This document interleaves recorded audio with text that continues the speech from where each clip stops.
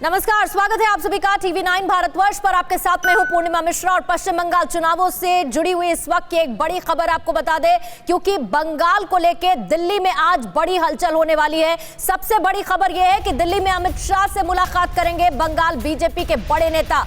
बंगाल के 41 एमएलए और 3 सांसदों के बीजेपी में आने की चर्चा लगातार है। कैलाश विजयवर्गीय ने इसके संकेत कल भी दिए।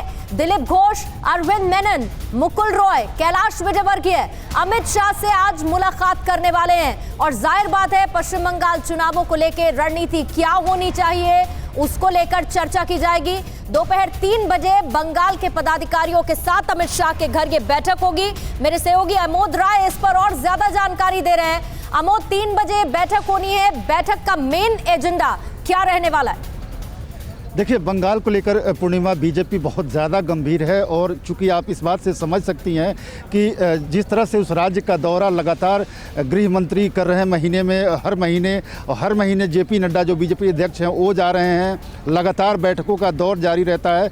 तो उसको लेकर ध्यान में रखकर आपको ये समझ में आना चाहिए कि बंगाल कितना महत्वपूर्ण है बीजेपी के लिए। बीजेपी को ऐसा लग रहा है कि बंगाल में इस बार नहीं तो फिर आगे नहीं, इस तरह की माहौल बनाकर बीजेपी चुनाव लड़ना चाह रही है। और इसलिए आज की जो बैठक है उसमें मुख्य तौर पे 2-3 इशूज पे चर्चा हो सकती है।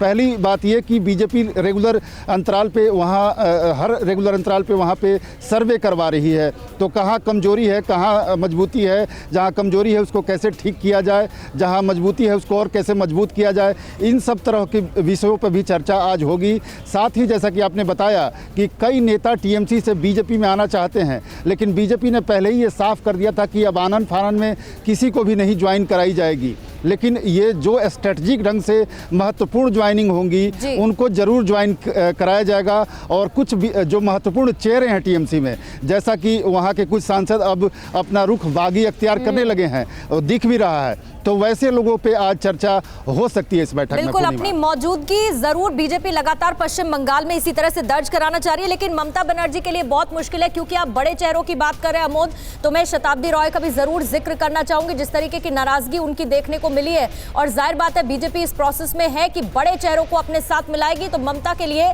काफी दिक्कत पैदा हो सकती है।